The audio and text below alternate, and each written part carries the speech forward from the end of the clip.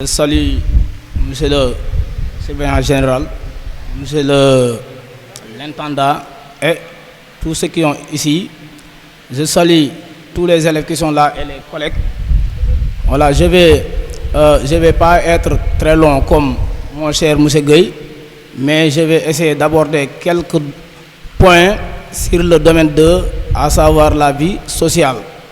Et comme vous le savez, si nous parlons de la philosophie, nous parlons de ce que nous aimons le plus, pour ne pas dire ce que nous savons le plus, puisque nous sommes des disciples de Socrate, alors que Socrate a toujours l'humilité de dire que tout ce que je sais, c'est que je ne sais rien. Cela veut dire quoi? Que Socrate reconnaissait son ignorance. De la même manière que nous sommes des professeurs de philosophie, mais quand même, nous sommes aussi des apprentis philosophes, comme l'a si bien dit M. Gueye tout à l'heure. Voilà, notre exposé s'articulera uniquement sur le domaine 2, à savoir la vie sociale. Et quand on parle de domaine 2, la première leçon que l'on aborde, c'est nature et culture. Et voilà, qu'est-ce qu'on veut savoir dans nature et culture? C'est la question, qu'est-ce que l'homme? Donc cela veut dire quoi? Il s'agit de donner une tentative de définition de l'homme. Mais on définit l'homme par la culture. Mais si on dit on définit l'homme par la culture, cela veut dire quoi?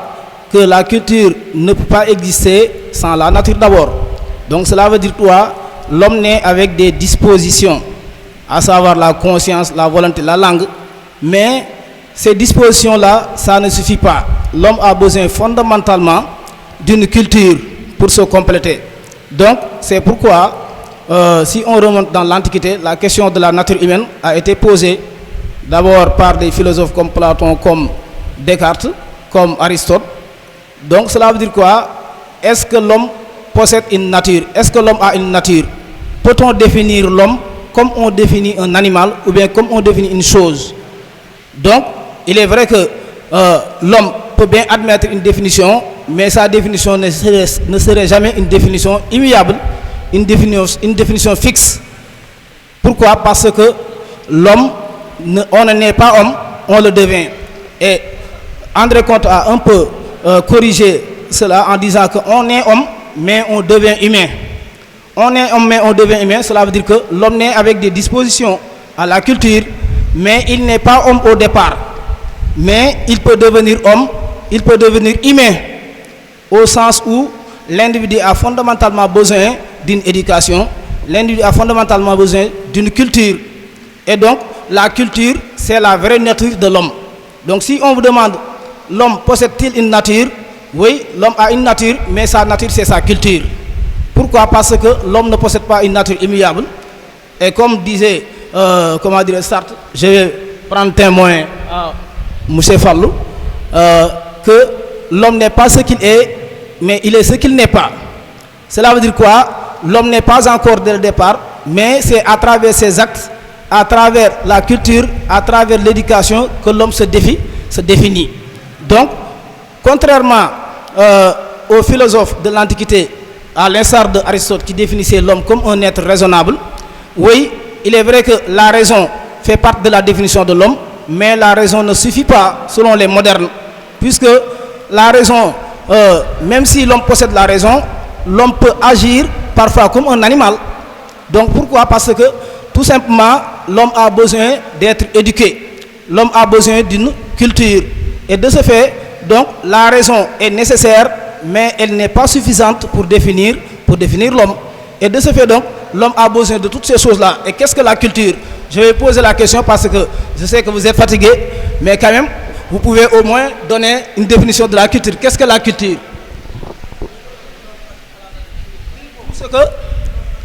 Tout ce que l'homme ajoute à la nature. Très bien. Par exemple, qu'est-ce que l'homme a ajouté à la nature? La langue. Hein?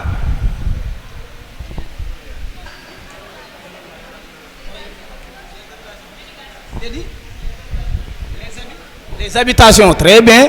L'homme a ajouté à la nature des habitations qu'il a créées lui-même. Et quoi aussi?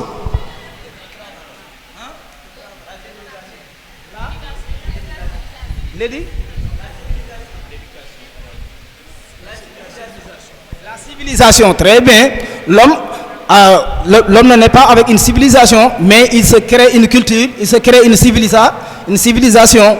Donc, est-ce que la culture renferme donc fondamentalement ce que l'homme ajoute du point de vue matériel à la vie, c'est-à-dire du point de vue confort, mais aussi du point de vue spirituel. Et qu'est-ce qu'on peut citer comme point de vue, comme quelque chose de spirituel que l'homme a ajouté à la nature? Qu'est-ce qu'on peut citer comme quelque chose de spirituel que l'homme a ajouté à la nature?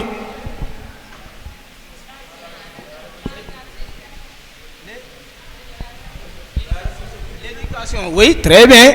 L'homme a besoin d'éducation, donc l'éducation ce n'est pas quelque chose que l'homme se trouve dans la nature, mais c'est l'homme qui, qui crée une éducation, qui crée des règles, qui crée une discipline pour se conduire comme un être humain. Oui, et quoi d'autre?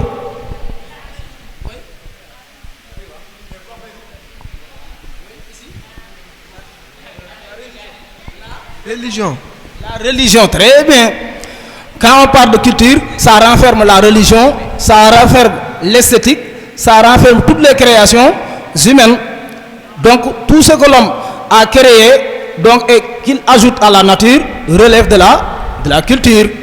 Donc cela veut dire quoi? La culture c'est l'invention. La culture c'est un héritage. Et quoi? La culture c'est quoi encore? De l'éducation, ouais. Donc, l'homme a fondamentalement besoin de cette culture. Pourquoi l'animal n'a pas besoin de culture? Pourquoi l'animal n'a pas de culture, à la différence de l'homme? Parce qu'il n'utilise pas la raison. Parce que il n'utilise pas la raison. Il n'utilise pas la raison. Il utilise quoi? L'animal est guidé par quoi? L'instinct. Oui. Qu'est-ce qui guide l'animal? Il possède quoi? L'instinct.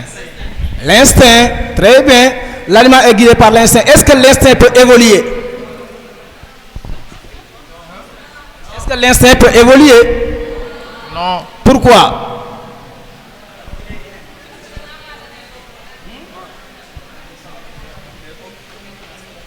Parce que l'animal vit au dépend de la nature. L'animal vit dans l'immédiateté de la nature. Donc, entre lui et la nature, il n'y a pas de distanciation, il n'y a pas de médiation, mais il y a un rapport immédiat. Mais pourquoi l'homme a besoin de médiation entre lui et la nature? Pourquoi l'homme a besoin de médiation?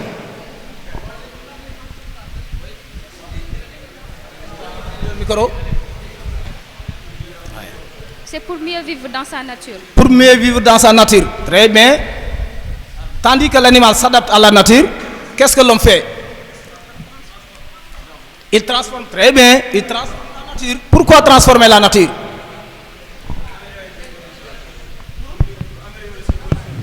Améliorer ses besoins.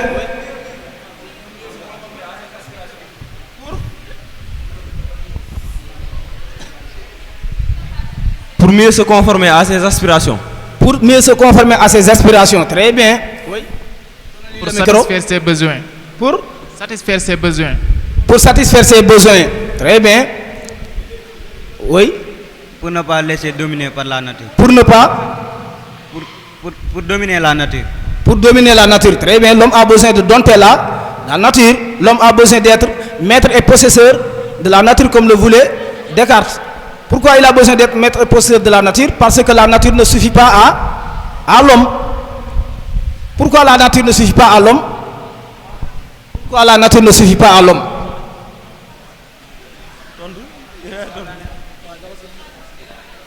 Pourquoi l'animal peut se suffire du donné naturel alors que l'homme ne peut pas se suffire du donné naturel?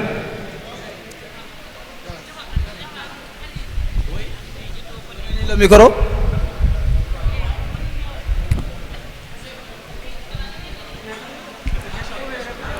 Oui. Parce que. Oui, donnez-lui le micro. La question. Pourquoi l'animal se suffit du donné naturel alors que l'homme ne peut pas se suffire du donné naturel? Parce que l'homme, dès sa naissance, Oui. il n'est pas homme. On ne n'est pas homme, on le devient. On ne n'est pas homme, on le devient. Oui. Très bien, parce que l'animal est au départ ce qu'il doit être à la fin. L'animal est toujours ce qu'il est. Mais l'homme, il n'est pas au départ ce qu'il doit être à la fin. Pourquoi? Parce que on est homme, mais on devient humain. L'homme n'est pas un être, comme dit Bruno Gialani, mais c'est un peut-être. L'homme n'est pas un être, mais c'est un peut-être. Cela veut dire quoi? Il peut être ceci, il peut être cela. Il peut être professeur, il peut être cultivateur, il peut être forgeron, il peut être maçon,